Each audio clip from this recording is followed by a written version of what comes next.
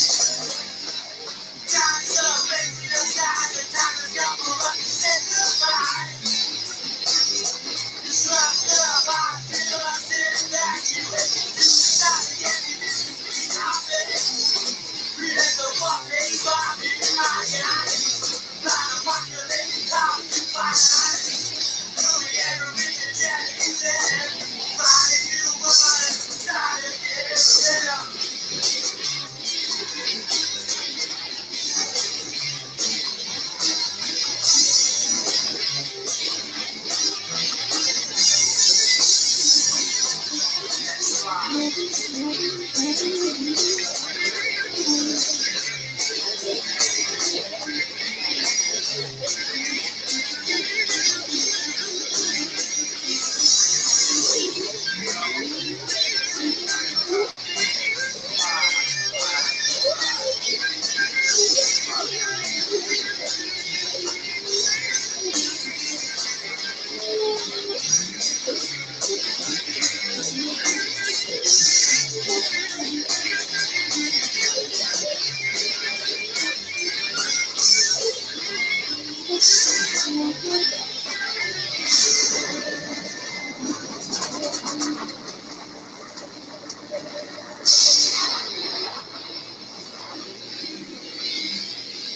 one of the countless billions of galaxies in the universe lies a medium-sized star, and one of its satellites, a green and insignificant planet, is now dead.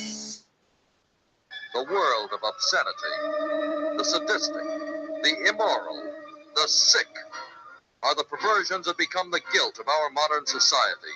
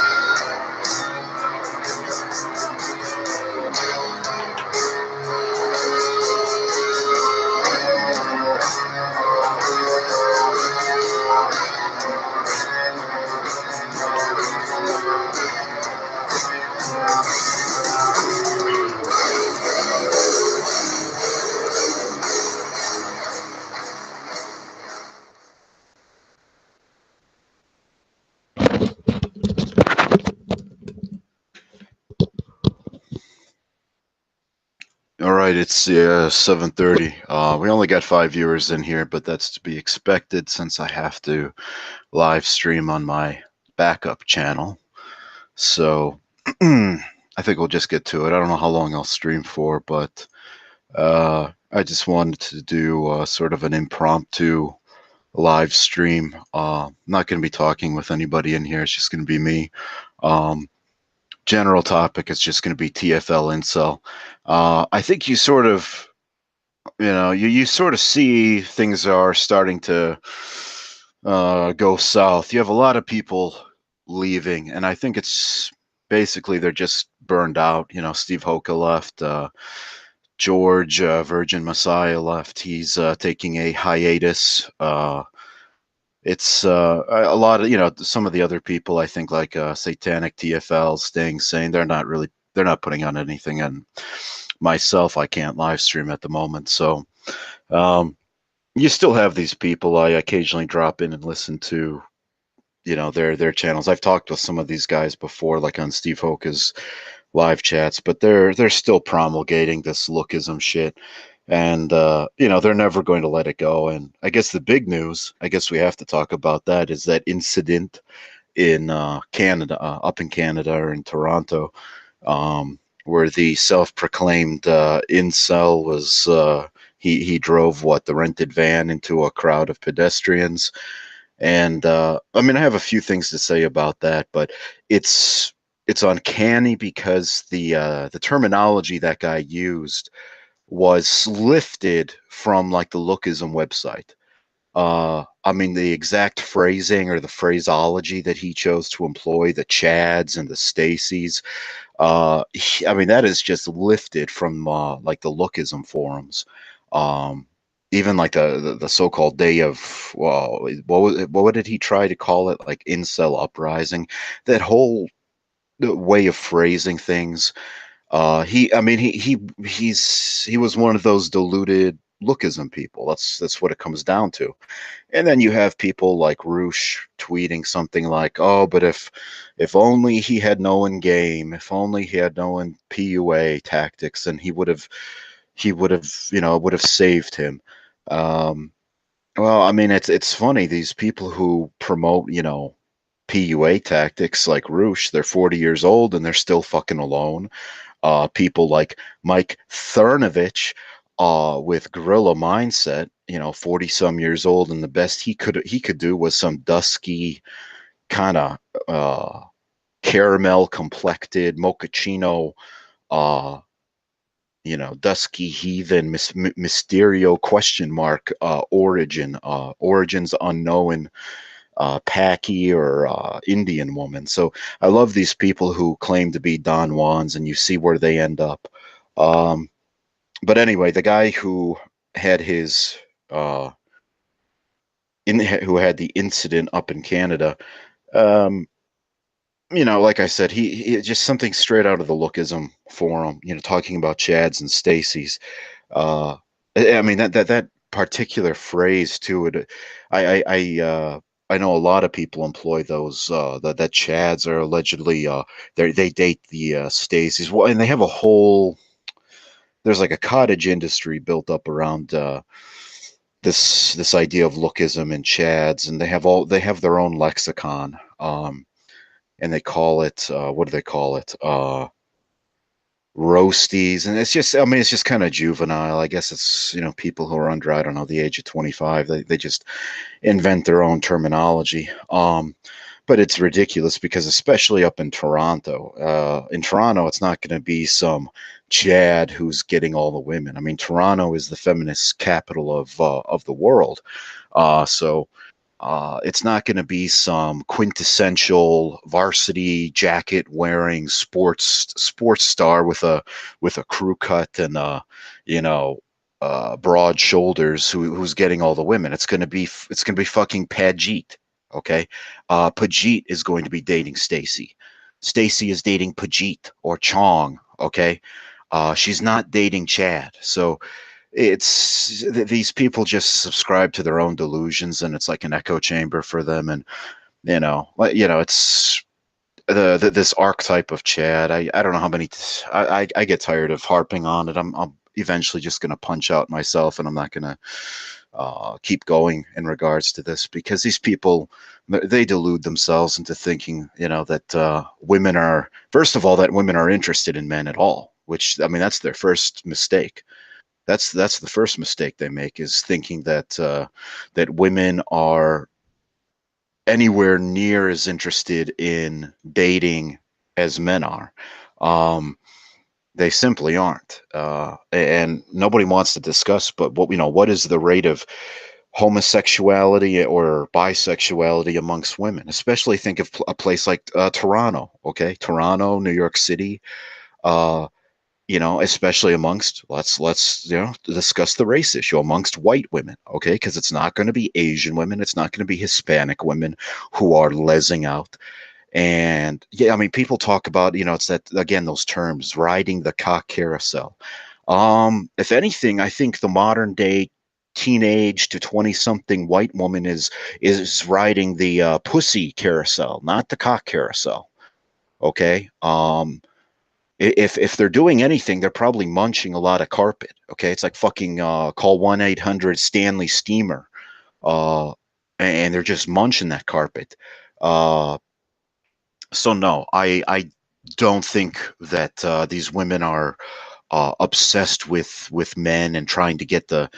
Again, people are just they go on and on about some Richard Dawkins, Charles Darwin shit about the best genes, securing the best genes, right? If you know, apparently these people haven't seen these mismatched couples with Pejit and Chong with these women. So um, these they're just out of touch with reality is all I can say. Um, but yeah, I mean, women are not riding the cock so I really don't think so. I mean, they're not interested. Okay, you're really overestimating the allure that men have. And I did a video. I've got to upload it. It was on. Some of you may be familiar with this Connor Murphy fellow. Yeah, his videos have millions of views, and basically he's pushing his shtick of lookism to the extreme. That he has a very lean uh, physique, a very shredded physique. So he's not bulky, he's not muscular, he's just very low body fat. And his whole shtick is that he looks like a goofball. He looks like a nerd with like an oversized Pokemon t-shirt and black horn rimmed glasses, and then he whips his shirt off and takes his glasses off, and it's the girls, how girls respond to him changes instantly from they don't like him, they're ignoring him, to oh wow, look at his physique. And first of all, it only works because he's a manlet. Okay, if you actually watch the videos in wherever he's either doing this, he does one of two things. He does it like on Omegle, and he screen captures uh the response, like the reactions of girls, or he does it on the street like a cold approach. And if you actually compare like how big he is, like in the shoulders or his height, he's actually smaller than the girls he's talking to. And that's the only reason this magic trick works, is because he looks like a nobody. He looks like a scrawny, skinny goofball. And then he takes his shirt off, and you can see he has great, definition. And people would say, well, doesn't that disprove the schlubby hubby theory? I mean, girls are trying to touch him, and girls are, their jaws drop when they see it. Yeah, actually, it doesn't disprove it. It proves the schlubby hubby theory, because they're basically treating him like a freak. They're treating him like a spectacle. They want to have a photo taken with him. They basically see this guy Connor Murphy as somebody like in a costume, like a Mickey Mouse costume, or a Minnie Mouse costume, and they want to have their photo taken with Donald Duck at Disney World. That's what it is. Yeah, they want their friends to take a photo of them as this guy with his six pack and his nice pecs, he's picking them up. That's the extent of it. Okay, he's a freak, he's a spectacle. That's how women regard him. They're not trying to date him, they're not trying to have sex with him. They just regard him as basically like uh not Daffy Duck, whatever, one of these characters like in the costumes at Disney World. That's how they regard him. They would not date him. They probably wouldn't even have a one night stand with him. They just want a photo taken with him for social media. That's it.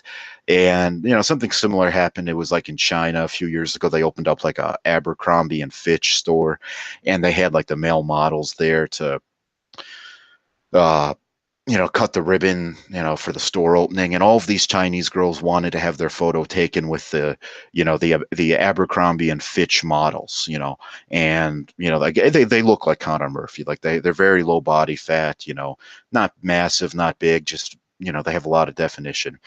And people would say, oh, those guys must have been so lucky, they must have been getting all the girls they wanted. No, most of those girls have boyfriends. Okay, even in those Connor what is his name? Connor Murphy. In some of these video clips, like a girl is walking down the street and she's with her boyfriend or she's with her husband, and she turns around, she swivels her head around to take a look at the guy, and that's it. Okay, like do you not understand? She has a boyfriend. That little 5'4", greasy haired Chinese guy that she's walking with, that's her boyfriend. That's her fiance. That's her husband. He's having sex with her or making out with her every night. So what that some guy with his shirt off caused her to turn her head around? Big fucking deal. He's still going home with his dick in his hand. Okay, he still can't get a relationship to save his life. So um, I think that guy in Toronto, he was ill informed. He was believing the same dogma about the mythical Chad slaying the mythical Chad. I think the mythical Chad would he would have it the hardest in a place like Toronto. I mean, Toronto is the feminist capital of Canada, the feminist capital of the world. Somebody who's like all Captain America, uh, Johnny Unitas. He's got his leather, he's got his varsity jacket on. He's got his square jaw. He's got his blonde crew cut. He is like the fucking walking, talking embodiment of the white male archetype. Okay, he's not going to go over well in a place like fucking Vancouver or Toronto. Okay, he's going to be uh, that is not his home. That is not where somebody like that is going to have a warm reception. Somebody like Pajit is going to have a warm reception in Toronto. Somebody like Chang is going to have a warm reception in Toronto. Some Chad with bulging muscles, he's not going to have it good in a place like Toronto. So no, Chads are not cleaning up, especially not in these feminist urban areas like New York City or Toronto. So that guy was just ill informed or misinformed. Um, but it comes down to the simple fact that women aren't interested, and that's what I keep trying to hammer home. That's what I keep trying to emphasize is women are just not interested. Okay, and I'm getting nostalgic. I mean, I'm nostalgic for middle school and high school, and for a lot of reasons, whether it's the music, the fashion, but just the dynamic with the between the sexes was better. Girls were friendly, girls wanted to date, girls were interested. You actually interacted with the opposite sex. um I mean, as I get older, I interact less and less with the opposite sex. Um, I mean, it's sad to realize I had way more interaction with the opposite sex when I was 10 years old, 13 years old, 15 years old, than I do at the age of 30. I mean, at this point, I have practically no interaction with the opposite sex. If I go to a conference and I share a few words with a female, that's about the extent of it. That's about the extent of it. There's no, and it's strictly professional, strictly work.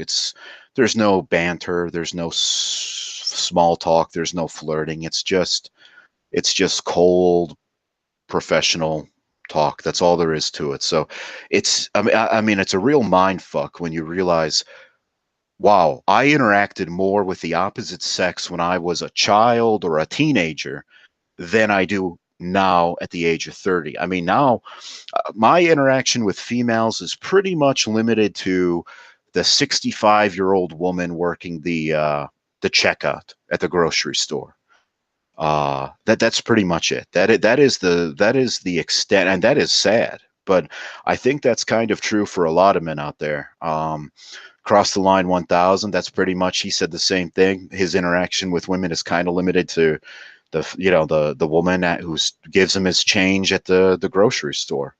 um I had way more interaction with females when I was 13, when I was 14, whatever, than I do today.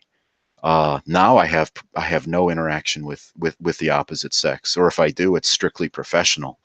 um I don't know who's watching. We got, I think, 11 people. If there's anybody in the chat, just feel free to I have it set to live chat, so everything should be popping up. But anyway, unfortunately, I have to stream on this channel instead of my main one, but that's just the way it is with all the freedom of speech we have in this wonderful country. Um, it's a good thing we have freedom of speech. I know those people. Well, the freedom of speech doesn't mean freedom from consequences for what you say. Oh, okay. So it just means you'll be reduced to a pauper. You'll be rendered destitute. Your wife will leave you if you have a wife. You'll lose your job. You'll be blacklisted from future employment. But you just won't be imprisoned for what you say. Oh, okay, good. Yeah, thanks for clarifying that. Um, but I don't know if it's going to really change anything. You know, somebody left a comment that it kind of is maybe going to cast light upon the incel community. This event, this attack in Canada. Um, I mean, I don't know. I mean, Elliot Rodger was an incel. I think he even used the did he use the term true force loneliness? I think he might have, but that didn't change anything. And I love how they have these experts on sexology, which is interesting. They have somebody, I don't know, from the Kinsey Institute or something like that. They'll have some experts, some self-proclaimed sexologists from the Kinsey Institute. Well, tell us, Dr. Weinstein, what does incel mean? And they'll just be talking about, well, it's about a man who's socially awkward. It's his fault, of course, for being socially awkward because he spent all of his time studying in the hopes that would pay off later in life. But little did he know that all of that would be for naught due to affirmative action. So people who didn't study hard when they were younger and actually enjoyed their lives, they still get promoted, they still get hired over the person who put off immediate gratification when they were younger. So that person got screwed over, and as a result, he does not have the social graces or the ability to interact socially as a normal person.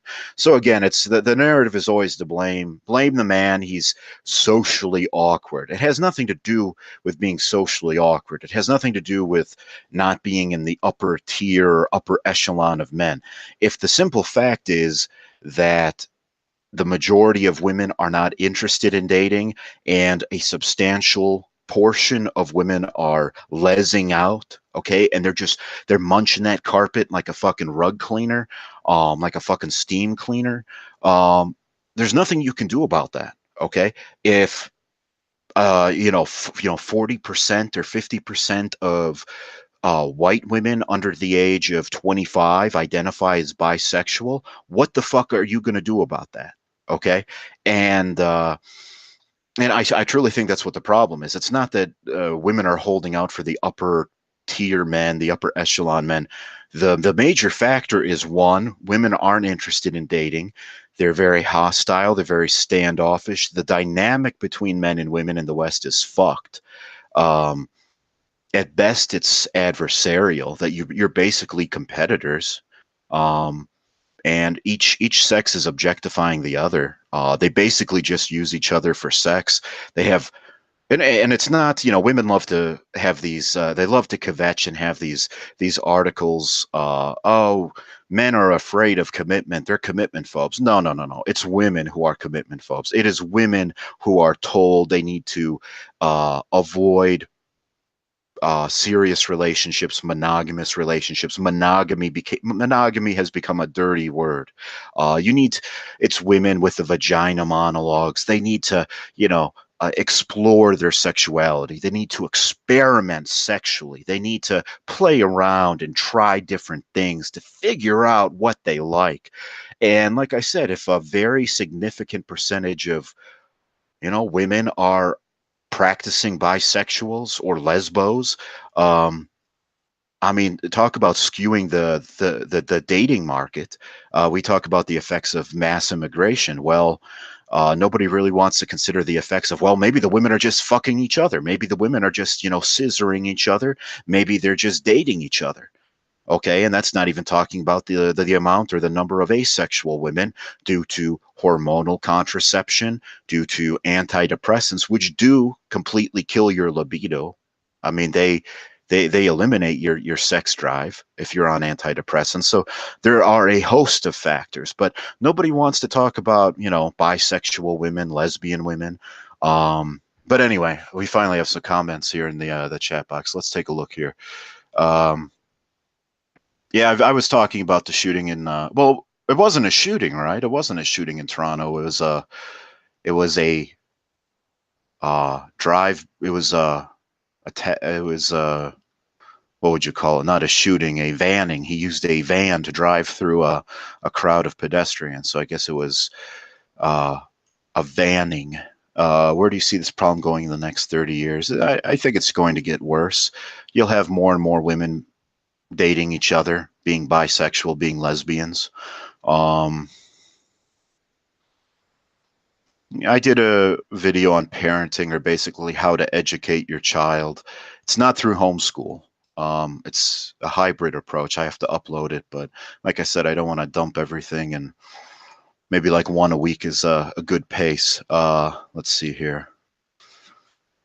Women are fixated on career, and they'll say things like, for women, it's hard because they have to choose between their career and having a family, and men are allowed to focus on their careers, or it's expected that men will put their careers first. Whatever happened to actually enjoying your life and putting yourself first?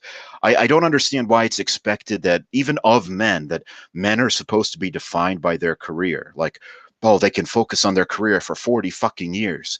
Whatever happened to just enjoying your life, and you work to support yourself to pay the bills?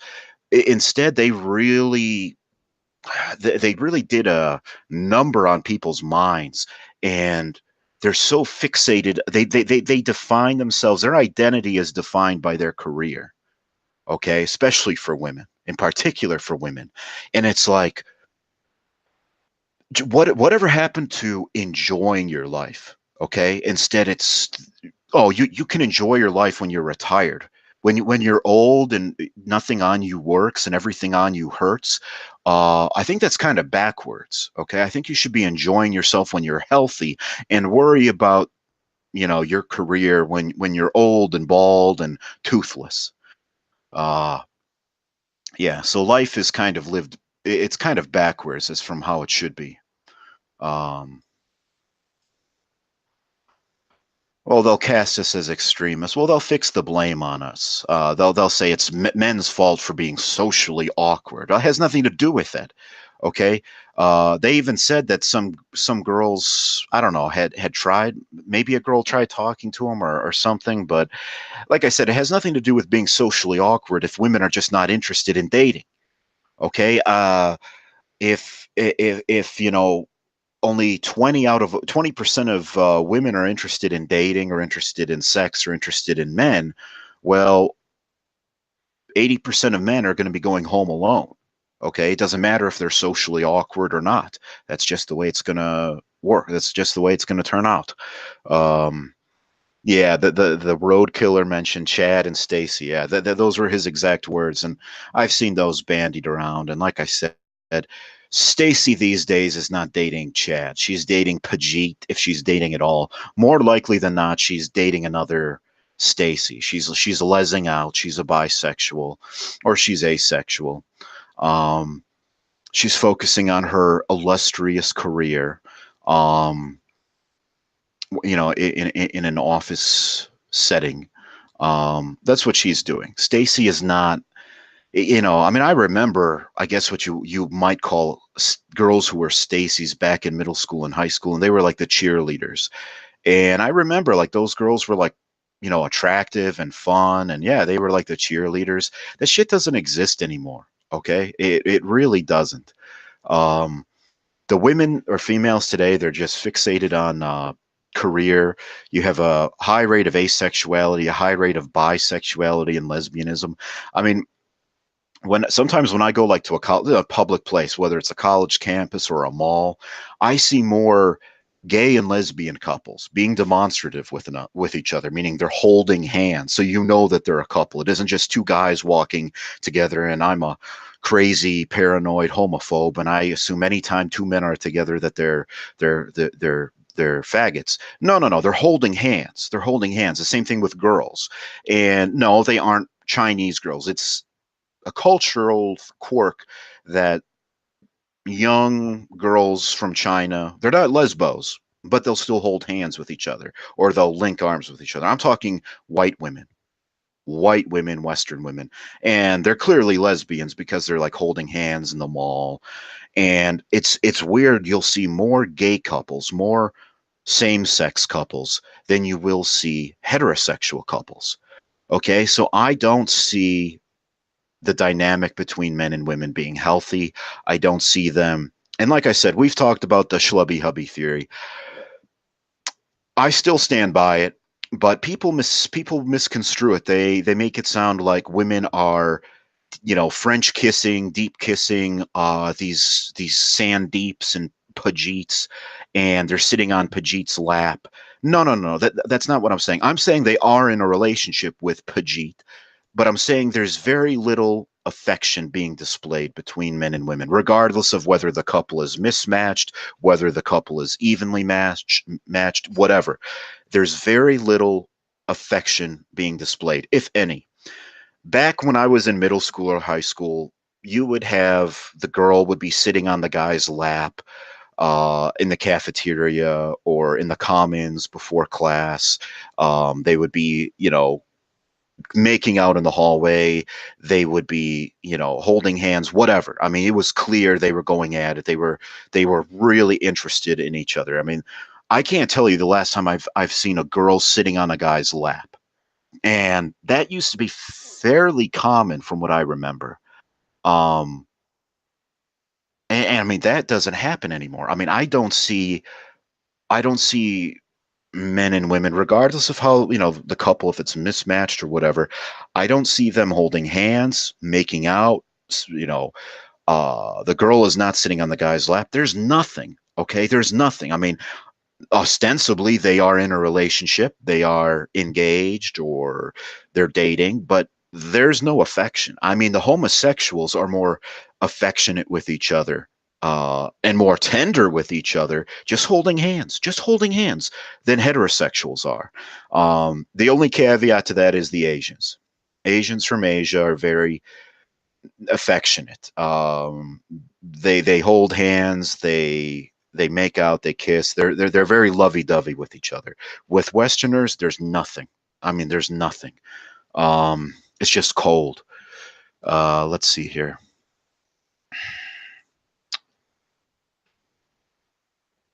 Yeah, somebody says I've been seeing more Asians with white women. Yep, exactly. I've been saying that for a couple years now.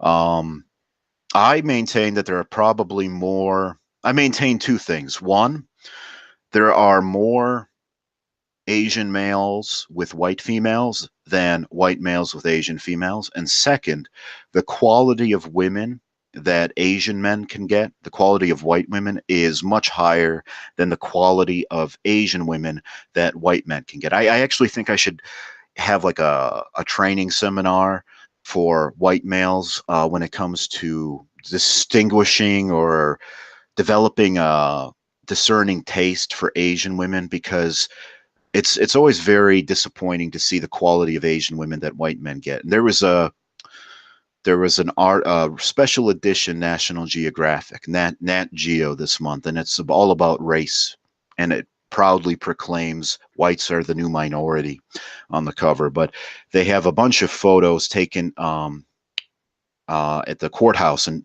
some courthouse in New York City, where people were getting their marriage licenses, and it's showing all these interracial couples.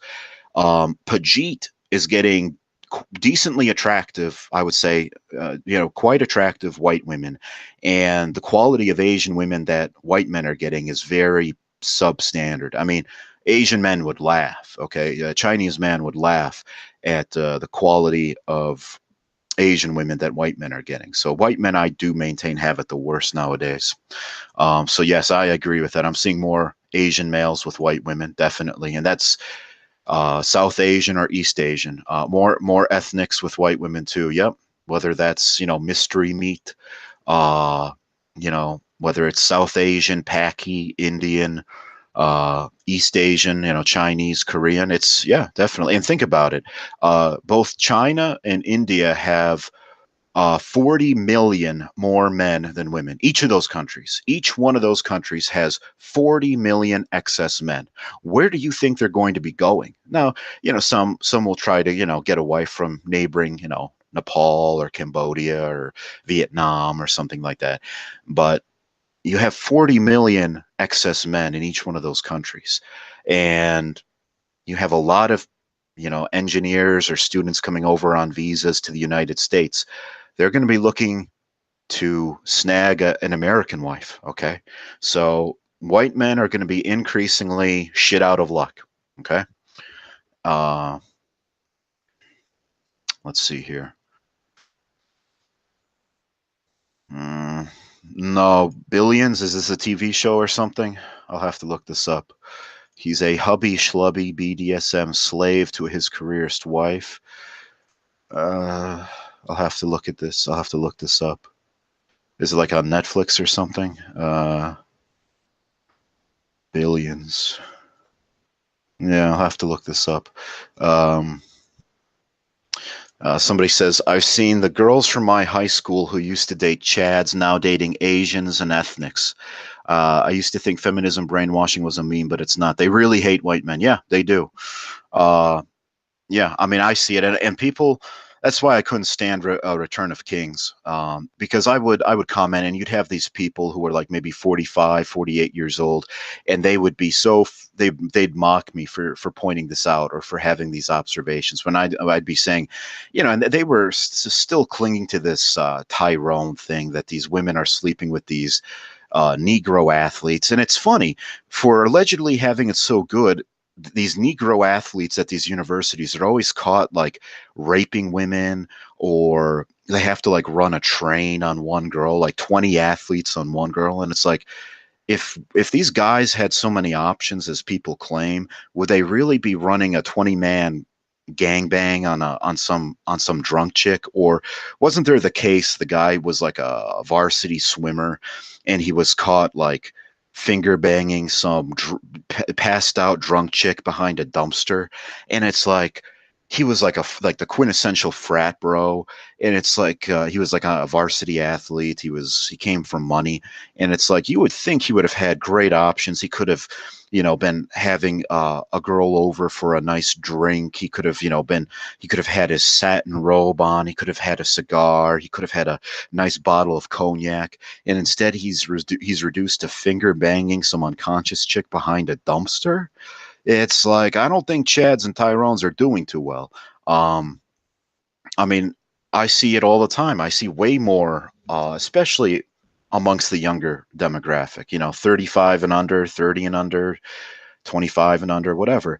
Um, Lot more ethnics. And, when I say ethnic, I mean either not black, not white, and not really Hispanic. It's usually some flavor of Asian, whether it's Paki, Indian, East Asian, whatever. Um, I see it quite a lot. And no, they're not going for these, 8 foot tall, genetically engineered super niggers. And no, they're not going for the blonde, volleyball playing chads. No, I'm seeing them with ethnics, just like Chris Jones says here, with Pajeets. Um, Somebody says I go to a university and it's almost eerie how little the males and females interact for anything outside of group work. Yep. And it's fucked up when I realize as a child or a teenager, it was like it was organic or natural. It was you were in class together, you got to talking, you had lunch together, you were talking as you went to your lockers together. It was natural. You just happened to interact. You talked to each other before class, you talked to each other in the hallway, and now there's no interaction at all. I mean, from what I see, and it's not just me. I mean, I don't. It's there's very little across the aisle interaction. There's very little. The men and women keep apart from what I see, from what I observe. Huge change from 2012 and onward. Yeah, yeah, I would agree with that. I think it maybe started earlier, but it definitely accelerated. I mean, for me, like I said, my peak would have been when I was 13. So we're talking in the year 2000. I mean, it was healthy. I mean, I just remember like, I mean, I don't think girls desire relationships nowadays. I don't get that feeling. And no, it's not just me. It's not my looks. There are plenty of good-looking guys out there who are alone, and yeah, I mean, people are they're saying just stupid shit like, "Oh, good-looking guys, they're just slaying on Tinder." Again, I don't know why you assume that every man aspires to be like this. I don't know, this reprobate or this fornicator. He's just like just like a viper pit, just one woman after another, after another, after another. You really think because a man could do that, which he can't to begin with. I mean, I dispute that to begin with. But even if a man could, why do you think he would want to do that? Um, let's see here. Chads and Tyrones are pumping and dumping, at least here in Italy. Many good looking girls prefer these Chads, and then the Chad leaves her. She then goes for a hubby schlubby to marry. I think all of yeah. I don't think Europe is much better than America or the West. People group Australia, Canada, the United States into the Anglosphere, the UK. But I don't think the rest of Europe is much better. I mean, you look at the birth rates.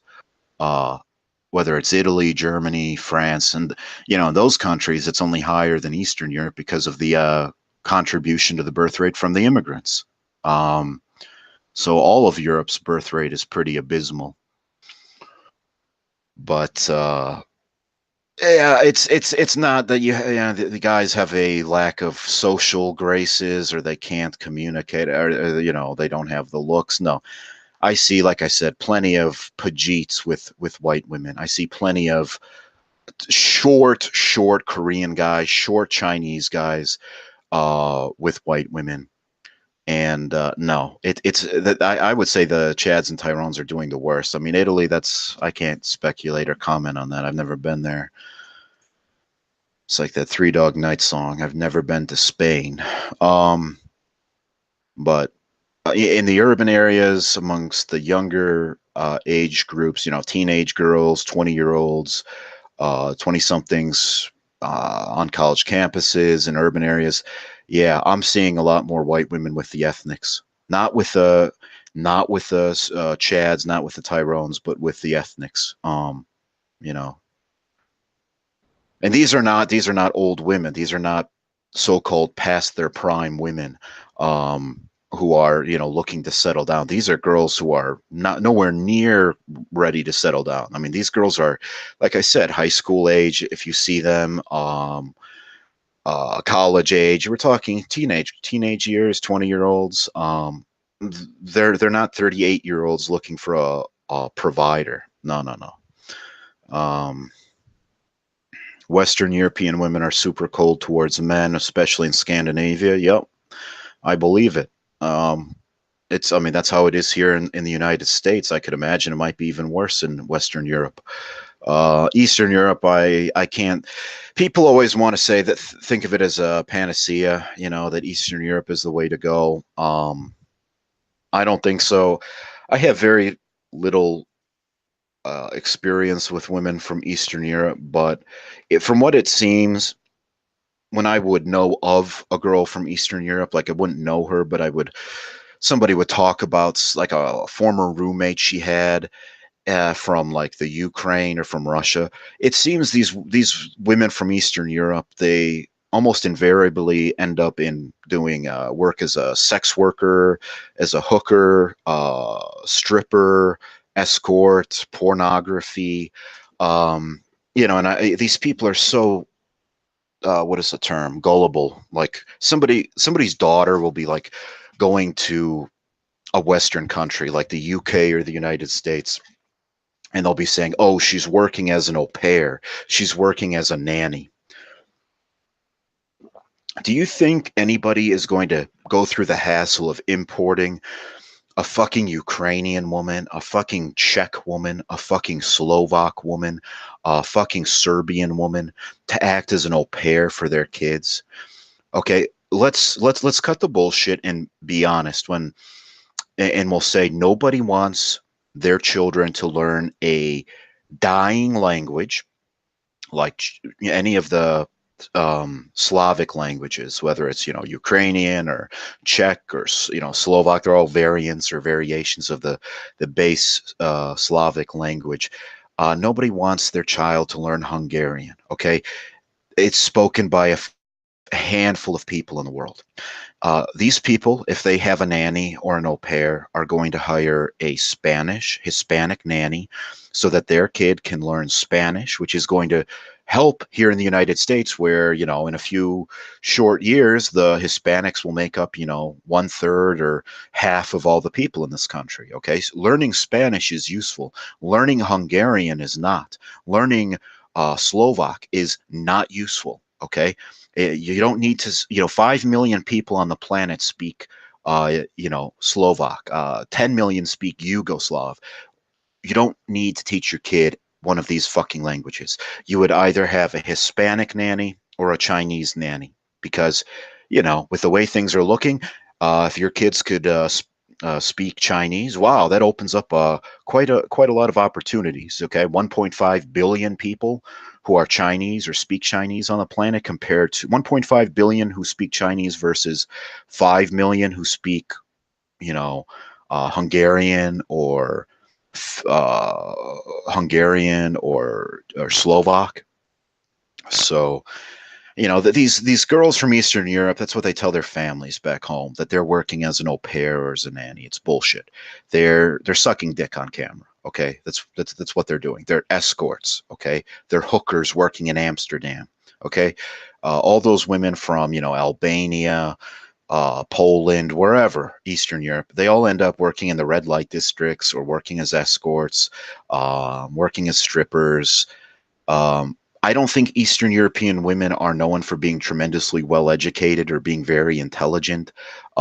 Pretty much the only thing they can offer is their bodies or their looks. And it's sad when you think about it. The Austro-Hungarian Empire was the greatest, central was like the greatest European empire until it collapsed after World War One. You had Germany, but Germany really wasn't an empire; it was a collection of German states. But the Austro-Hungarian Empire was pretty much the greatest European empire, and it was. All of these tiny little countries that are so trivial and inconsequential today, 100 years ago, or a little more than 100 years ago, they were actually part of something meaningful. They were part of the Austro Hungarian Empire. Today, what are they? I mean, their main export is women. I mean, their main export is sex trafficking. And that's sad. I mean, when you realize they went from being the part of the greatest European empire at the time, whether, and then it just split apart. You had Czechoslovakia, and then that split apart further into Czech Republic and Slovakia. You had Yugoslavia breaking apart into what? Serbia, Montenegro, Croatia, Kosovo, Albania, all these little uh, tiny inconsequential countries that have no power, no influence, and their main export is their women. That's sad. So I really don't think Eastern European women are much better. I think they're very materialistic. I think they're very unfriendly and very cold. I mean, our Eastern Europeans in general, are they seen as being warm? No, they're men or women. They're regarded as being very cold. So let's see here. Uh,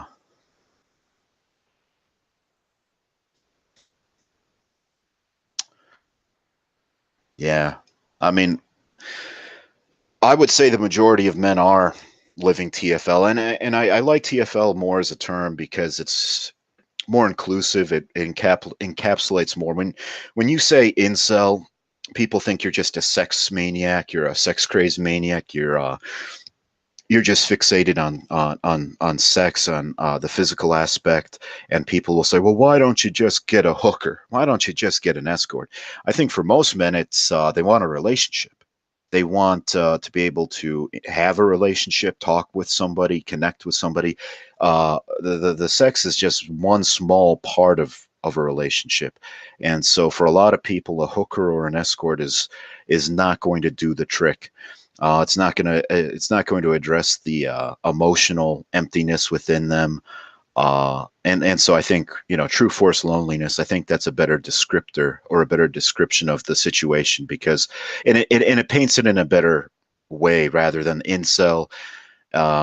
Like I said, people just people hear that and they just think you're a sex fiend or a sex addict. And I don't think that's what people are like, oh, what do we do to solve this? Well, legalize prostitution. No, I don't think that's the solution. I don't think the solution is to have, these red light districts with these women, on a pole, in the storefront of the window, because that's just, that's going to address or that's going to fulfill the physical aspect, but it's not going to do anything for the emotional or spiritual void within Western man today.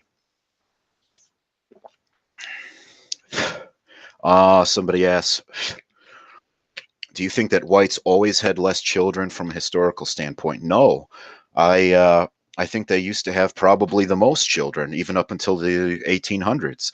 Um, you look at like Charles Darwin, and it wasn't just the poor people had the children and the nobles or the upper class had the fewest children. No, people like Charles Darwin had like 8 or 9 children. Tolstoy, the Russian author, had like 12 children. Um, and he was a nobleman. Um, white people used to have very large families, probably even up through the beginning of the 20th century. I mean, people, through World War One, people probably had like 4 children or something. You know, so I think it's only in recent times that white people, their birth rates have really kind of crashed. I mean, even in the 50s, right? The baby boom. I don't think it was uncommon for people to have, 4 or 5 children in a family, and that was in the late 40s or 50 throughout the 50s. Um, what they portrayed in Leave It to Beaver with 2 children, I think that was actually kind of unusual. 2 children was quite low. Just what was his name, Wally and the Beaver. um, for 1950s America, that I think was actually kind of a small family. That was kind of unusual. um, I think the norm probably in the 50s was more like 3 or 4 children. And of course, you had a few, some families who had 2 and some who had, 6. So on average, I think it was like around 3.5 to 4. Um, and yeah, now the birth rate has crashed. I mean, it's crashed. I really don't know what millennials are going to be doing. I mean, what the birth rate for millennials is going to be. It's a lot of people are not going to be reproducing. Let's put it that way. Um, Yeah, I think prostitution might make things worse because women would do it, not resort to it. It would be a good way for women to make money. So you're going to have even fewer women pursuing actual relationships. You're just going to have strictly a transactional approach. It would be even, the dynamic between the sexes might be even worse. Um, if women are, selling sex, um, they might be even less inclined to be in a relationship than they are now. So, like I said, it's not going to address anything when it comes to, wanting to have having an actual relationship. Um, and I don't know, some people, I don't know if they're trying to put on a tough man facade, like, oh, just get an escort. What's your problem, pussy? But I don't think, yeah, most men I think want an actual relationship, but it's women who are choosing not to have a relationship. They can bleat and have their, articles about, oh, men are commitment phobes. It's not men who are commitment phobes. It's women. And it's the media, their parents, society. Everybody tells women to avoid settling down, avoid getting entangled in a serious relationship, especially, don't get into a serious relationship in college. You need to stay single and experiment sexually. So no, it's women who are avoiding serious relationships. Um, Somebody says, do you think there are solutions to this? Something to be done to solve the problems we have between men and women?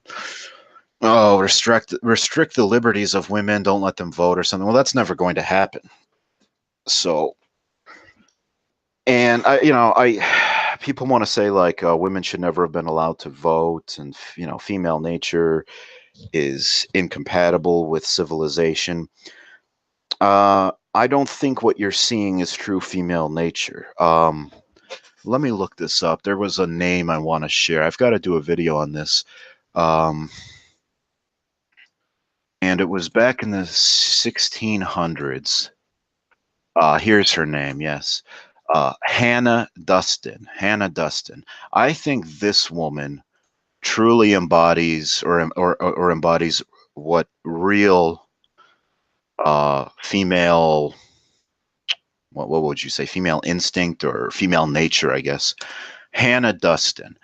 Okay. Hannah Duston was a colonial Puritan mother of 9 who was taken captive.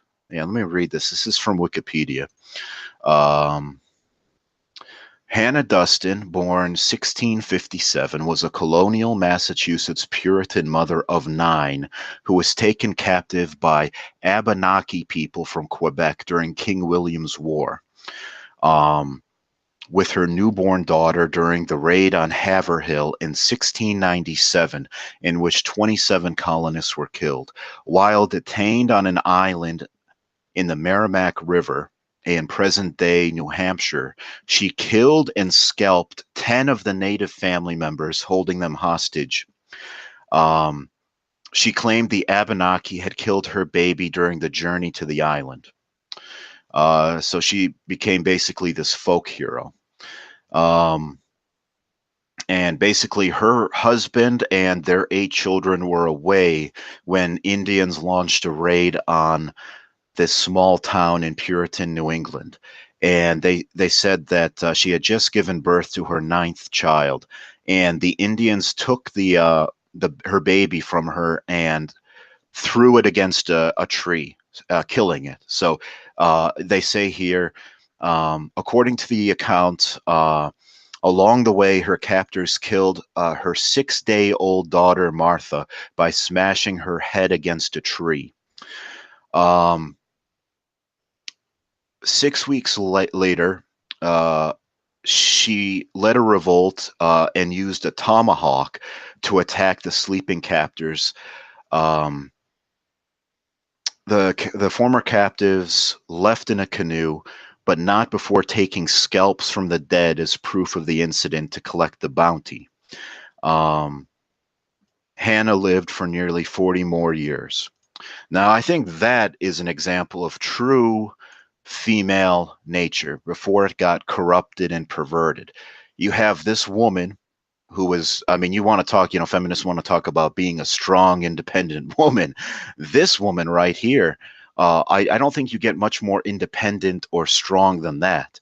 Um, I mean, she took revenge on these savages who killed her daughter, her 6-day-old daughter, by crushing its head against a tree. And she scalped 10 of them as they slept. Now, how is that? How is that for maternal instinct? How is that for female nature? Um, yeah, as somebody says, if that happened today, the woman would apologize to the natives for colonialism.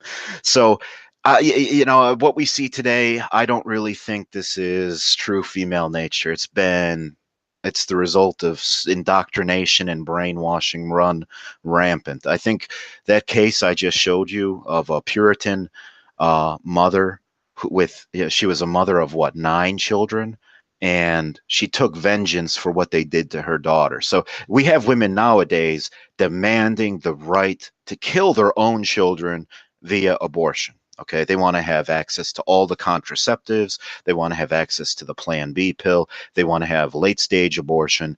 They want to shout their status. They want to shout, they want to let everybody know that they killed their own babies. That's what they want. They want the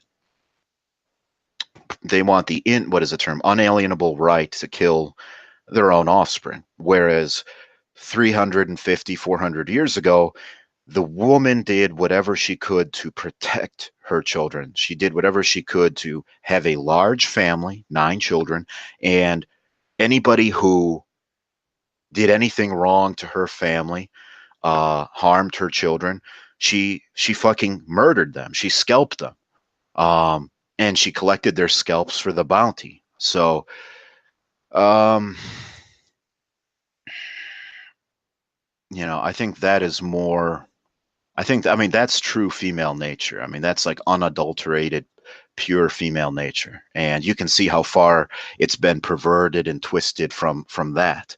Uh, somebody would, they're demanding, they want to kill their own children, and they'd apologize for colonialism, and that's what they do today. Um, so I think that example I gave is a true, a better representation of true female nature. Um, let's see here.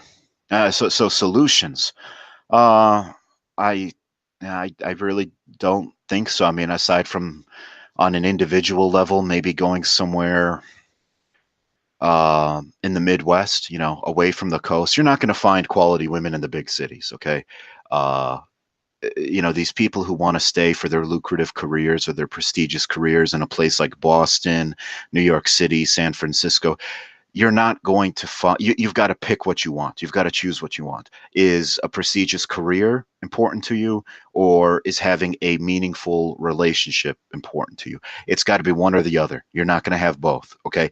The kinds of women who flock to the big cities are the kinds of women who disdain men, hate men, etc. So aside from relocating to domestic expatriation, meaning you move from a big city to some from the coastal area to somewhere in the Midwest to a smaller town, I think that could work. I think the women there are generally more normal, generally more less combative, less hostile toward men. Let's put it that way. Less hostile toward men doesn't mean they're subservient, and I don't think most men want uh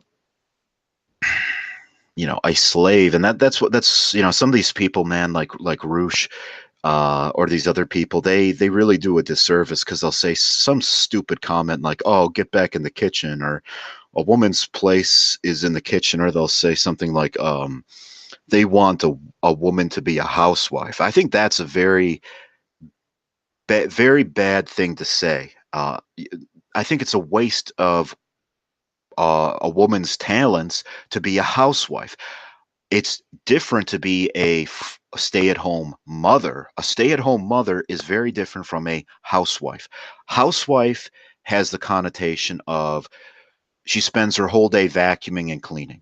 Stay-at-home mother stay-at-home mother has the connotation of she's spending her time with the children. She's spending her time and her energies on the children. That makes sense. That is worthwhile.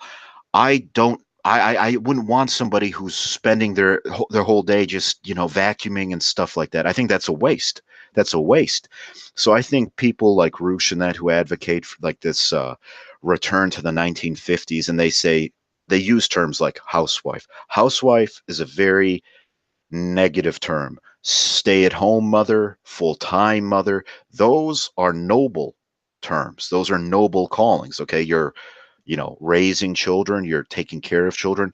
That's a lot more noble calling than, vacuuming. Okay. You can put down a Roomba and the Roomba can vacuum. A Roomba cannot teach your children. So let's see. I don't think things are going to get better. You're never going to have any. Like I said, it's not that women have the right to vote. I mean, if women today were like that woman I mentioned from Puritan New England, Hannah Duston, I don't think somebody like Hannah Duston would be for open borders. I don't think somebody like Hannah Duston would be for having all of the world's human detritus come here, and we would labor to take care of them. We would work and toil so that others could have the privilege of not working. If women were like Hannah Duston, we would be in tip-top shape. Okay, Hannah Duston puts even the most so-called right-leaning or alt-right person. She makes them look tepid by comparison, even if they are male. Um, yeah, I would do a podcast with Satanic TFL. Unfortunately, I think both of us, our main channels we're unable to stream from them due to strikes. So we would be using each of us would be on an alt channel or a backup channel. So I don't know how many people would actually listen. Um, but so taking away women's rights, it's not really the issue. If women behaved normally and they didn't have their instincts perverted and they didn't have their natures twisted and perverted through, you know, indoctrination, they would be all right. Okay. It's not normal for women to want to kill their own children. Okay. Um, Is there going to be any, reconciliation between the sexes? I think it's just going to get worse. From what I see, Trump is not able to change anything. I had high hopes for him, and I'm sorely disappointed. He is not able to change the momentum of the cultural zeitgeist one bit. If anything, it's ramping up. He's kind of powerless. He's a lame duck. He's not able to affect any change whatsoever. So I think they're just going to keep pushing women to, basically be careerists, to lean in. They're going to keep pushing the anti-male narrative. Like I said, I think the ultimate aim is mass male unemployment. I mean, they want at least 50% of the politicians, 50% of the CEOs to be women. I mean, they run these stories like there are more male CEOs of Fortune 500 companies named David than there are women CEOs. And they totally ignore the fact that the teaching profession, the education administration profession, the healthcare profession, the pharmacy profession, the veterinary profession are overwhelmingly female, like 90% female. Um, and they totally ignore that. But anytime there's slightly more men than women, there's a big outcry about that. Nobody ever cares that 95% of all vet students or newly graduated veterinarians are female. Vets make good money. Veterinarians make damn good money. Same thing with pharmacists. What is it? 90% of pharmacists are women. Teachers make good money. Okay, they have great benefits. It's not a bad profession whatsoever, and it's overwhelmingly female. So nobody ever brings that up. So I think they're just going to keep pushing it. I mean, I think the dynamic is pretty much broken already. I mean, I don't see much interaction between men and women. I mean, not even just sexual. And I think it's sad. The only thing men and women use each other for, and that's what they do. They use each other. It's strictly for sex. Women do not want to have an ongoing monogamous relationship with a man these days. That was their goal just, I would say 15 years ago. Girls wanted to have a boyfriend. That was like the major thing they wanted. Now, that's the last thing they want. They stay away from that.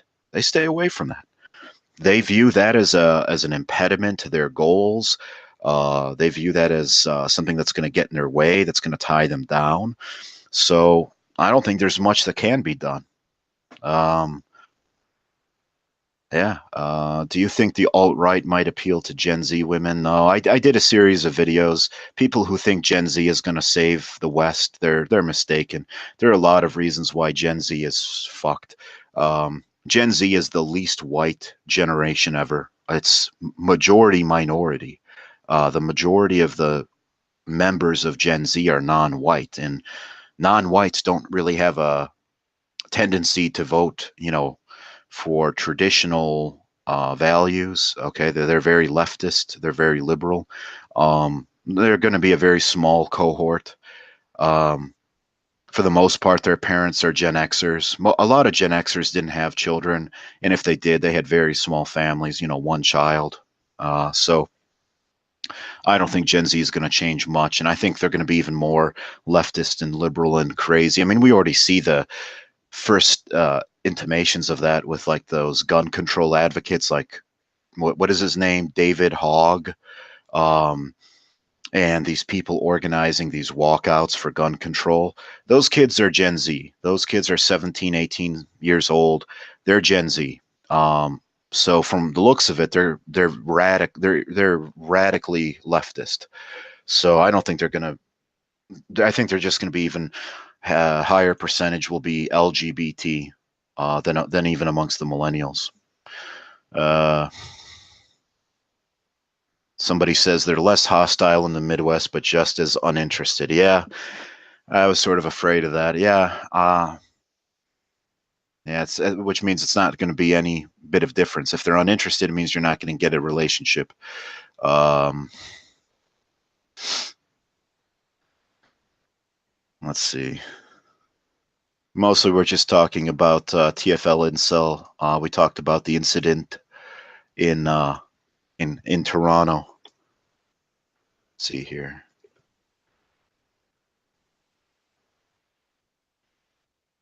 One second.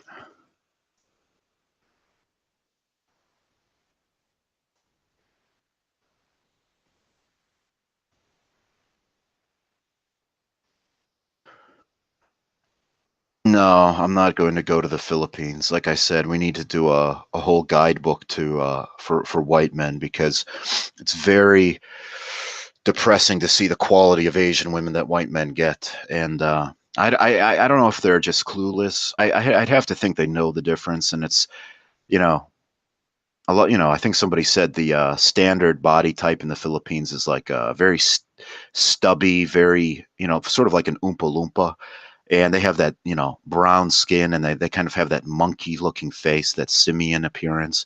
There are some girls of Chinese or Japanese heritage in the Philippines, and they look very nice, but the majority of uh, of them are sort of that monkey look. Um, but I think some places in the Midwest might be better. I mean, maybe there's a chance. There, you might have a chance in somewhere in the Midwest. Whether that's I don't know, Indiana, Illinois, Wisconsin, Minnesota. You don't have to go all the way up to fucking Wyoming or Montana, but you know, some places I think would definitely have to be better than the East Coast or the West Coast. Um, but I don't know. I think that's more realistic than going abroad. Going abroad, I basically put it this way: the very thing that makes foreign women desirable, if they're traditional, they're not going to date a foreigner. They're not going to be in a relationship with a foreigner. You see, it's like a catch-22. These foreign women, they have, they're desirable because they're traditional, but by the very fact that they're traditional, that means they're going to stick with their own men, their own culture. They are not going to date out. If they were to date out, that would mean they're not traditional. So, if you look at, I put it this way. I think somebody left a comment and I responded, you know, to a to a decent Korean or Japanese or Chinese woman, I am indistinguishable from a fresh on parole Negro. Okay, in their mind's eye, how they perceive foreigners, they're indistinguishable.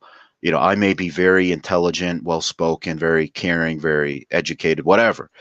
I am indistinguishable from some thug with, gold teeth and a gold chain who has a rap sheet a mile long. Okay. To them, it's the same thing. Okay. They are going to stay with their own men, their own culture, their own people. So you're kind of screwed. Okay. It's a catch 22. Yes, they're traditional. And because they're traditional, that means they are not going to date you, as a foreign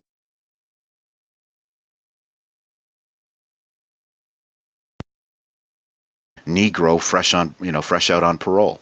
So I don't think going abroad would yield uh, much luck. Uh, but let's see here. I don't want to go too long here. 7:30. I start. Yes, it's fucking already an hour. Um,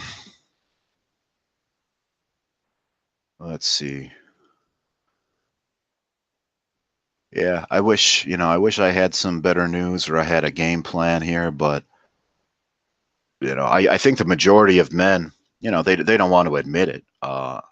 Because they think it's their fault. It's something they're doing wrong. They're a failure. But the majority of men have to be TFL incel at any given moment because I highly doubt that the majority of unmarried women or women in their teens, 20s, etc., are seeking a man, seeking a relationship, or wanting to date. I believe the majority, whether that's 55%, 75%, 90%, are simply not interested. They are focused on their female friends, their gay friends. their education, their career, their internship, their pets, their family, their traveling, their vacation, networking. They are not looking for a relationship. So that's the majority of women. Okay. It's a zero sum game. If majority of women are simply off the table, then that means the majority of men are going to be TFL incel at any given moment. Okay. So somebody like that guy in Toronto, he is not the exception. He's actually the rule. It just, the majority of men suffer quietly. They suffer in silence and they don't speak about it. Um, but I do believe the majority of men are living TFL or they're incel. Okay. That's just the way it works out. Okay. I do not see this interest being expressed by women, this initiative or this desire. Being in a relationship, like I said, it is so far down their list of priorities uh, that I think it automatically means the majority of men are going to be alone. There's no other way to put it. So it's the majority state. It's the state for the majority of men, and I don't know what that means for men. They're either going to suffer quietly, have some violent episode, kill themselves, turn gay, turn trans, which is happening. Okay. You think it's just a coinky dink? It's just a coincidence that at the same time, the dynamic between the sexes is so fucked up and so broken. We have this huge spike. And isn't it interesting? It's pretty much unidirectional. It's men opting to transition and become, in quotes, because you can't, but adopt a female aesthetic. That's what we have happening. We have men opting to become women, not the other way around, not women trying to become men. It's probably 100 to 1 male to female versus female to male. So, I mean, that's what you're going to have. You're going to have men what suffer silently. Uh, Maybe a handful will snap and do something violent. Some will kill themselves. Maybe others will just numb themselves with alcohol and drugs. Some will, turn gay as they do in prison. Okay. They do in prison. They do in communities that are isolated and male only, prisons, ships, old time mariners and pirates. Um, it was like that joke on The Simpsons where the sea captain has like a bunch of magazines of like women, and he goes, "Oh, these will prevent my men from turning gay." And he goes, "For about 10 minutes." Um, or turn trans. Okay. No, I don't believe, oh, people are just assigned a gender at birth. And it's just because we're living in a more enlightened era that all of these repressed people, we always had such a high number of transsexuals. It's just now that the stigma has been lifted. No, it's a reaction to the situation. Okay. And there are precedents for it in nature where if you have uh, an isolated group of some species, and it's all members are of the same sex. One of the members spontaneously changes gender. There's a type of fish called the parrot fish, and if you have a group of females and no males in captivity, the largest female will transition spontaneously and become a male fish, and then they can mate. So, like the largest female fish will start developing the gonads of the male and become a male fish. Okay. And that's from living in an isolated environment. So, I think that's what's happening. Uh, let's see here. Anyway, I think that's about it. If anybody else has anything to comment here, otherwise I'm going to punch out. I think I'm tired. Steve Hoka did a video years ago where he talked about small towns being hostile to strangers. Yeah, but then in his most recent videos, he did a 180. He changed and he was saying that these small towns are actually they might be good places because demographically they have more single females than single males. He said that he looked at like the census data and it showed that, for whatever reason, I guess it used to be the opposite. Um, that the women would flock to the big cities and the men were left behind. I guess it's changed recently, and now it's males who are leaving for to find jobs elsewhere, and it's women who remain behind. And in the somewhat younger age bracket, like between 18 and 30, it's maybe something like, I think he gave a number like 120 females for 100 males. So, you know, but anyway, yeah, I think that's about it. I'm gonna punch out. Thanks for dropping by. Let's see.